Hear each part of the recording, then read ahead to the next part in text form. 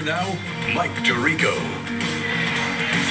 Levi's Stadium's first home playoff game for the 49ers is their first playoff win since the win over Carolina in the 2013 season. 27-10, San Francisco dominating the Minnesota Vikings to move on to the NFC Championship game, the late game next Sunday. The next game, the AFC playoff game tonight, doesn't kick off till 8:15 Eastern Time, 5:15 out here, so we'll be with you for plenty of time to wrap this game up. And to wrap it up, San Francisco's defense limiting Dalvin Cook and the Vikings rushing attack to 21 total yards and limiting Minnesota to 7 first downs, the third fewest first downs by a team in an NFL playoff game. The stars of this game's got to be one on defense and the dominance up front on offense. Game balls go to Richard Sherman, who had the key interception in that second half.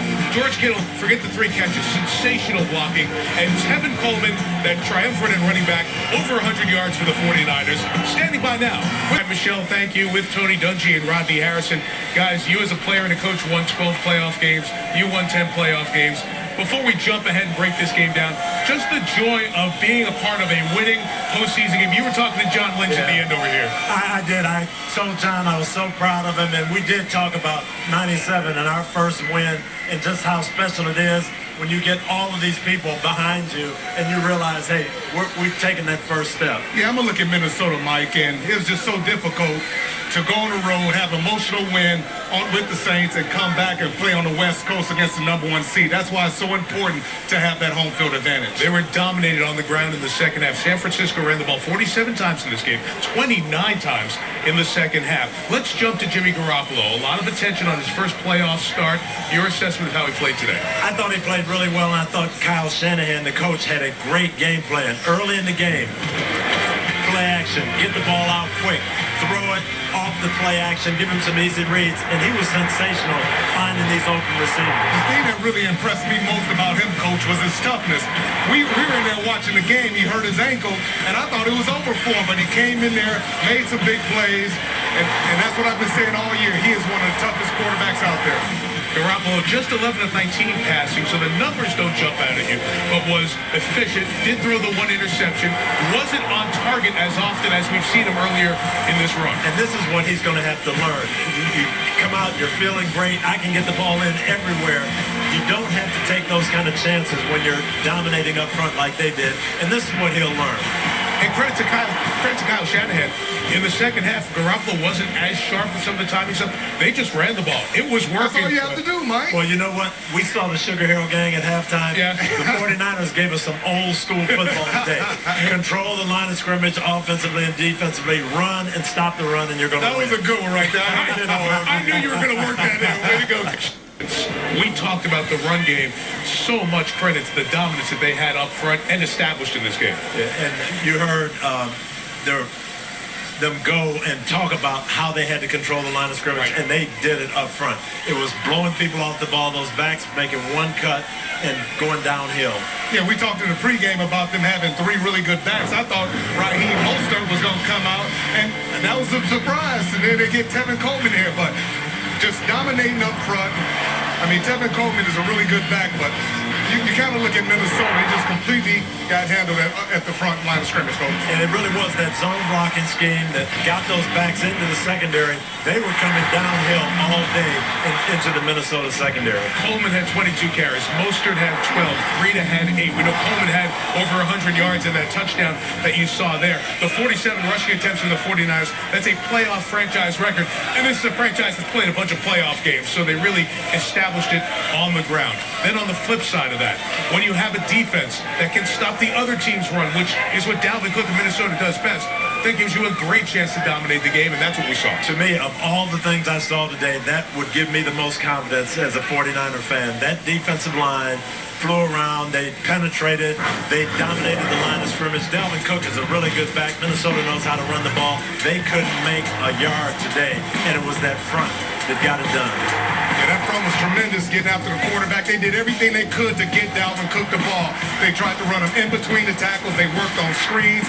But the speed of that defense and them being healthy, it just took over the game. And then once Minnesota got one-dimensional and just had to drop back and throw it, the fast rushers came through. Nick Bosa, Armstead, D Ford. It was just wave after wave after wave of pressure. And I love what they did up front. They moved those guys around. D Ford is the defensive end, but he played inside. Eric Armstrong played inside. Joey Bosa played inside. Those guys are just out there balling, having fun, Mike.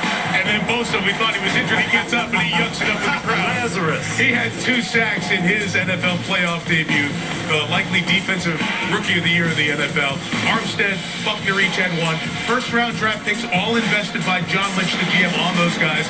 D Ford off the hamstring injury also comes up with a sack. You know, John played in the secondary in Tampa. He had a bunch of #1 draft choices in front of him. Simeon Rice, Warren Sapp, Booger McFarland. And that's what he wanted to do. He wanted to get that front group dominant, and he's got that. You know why? Because he's a defensive back, and he understands how important it is to have all those guys up front, because as a DB, you can jump routes, you can guess, you can take chances and be more aggressive, Mike. Hey, speaking of defensive backs, the second-team All-Pro Richard Sherman, the veteran leadership on this team, came up with an interception, and he had a familiar location, a victorious postseason locker room to celebrate. We earned the opportunity to play again. Enjoy it for the 24 hours, but we just earned the opportunity to play again. Let's go do it. Let's go. Let's give it up. Niners on 3. 1, 2, 3. Niners! Yeah! Good job, man. And the hug with Garoppolo and Shanahan as they each get their first playoff win. Not the over-the-top euphoria, because they know there's more business 8 days from now right on this field. They expect it, Mike. They expect this. Absolutely. Hosting Seattle or Green Bay in the NFC Championship game. For more on this game, let's bring in Liam McHugh, Mike Florio, and Chris Sims. Guys? Thanks, Mike. How about Tony Dungy breaking down the game, dropping pop culture references? I thought we were going to get a little rapper's delight there for a second. That would have been great. That would have made it up for today. You look at the 49ers, they give up just 147 total yards. That's a playoff record for their defense. Dominance here today. Big takeaway for you? The big thing that's jumped out to me is last week we saw the Vikings dominate the Saints on both sides of the ball, offensive and defensive line. And I thought, wow, they're going to feed off that. This 49er matchup's going to be tough. But the 49ers dominated the line of scrimmage.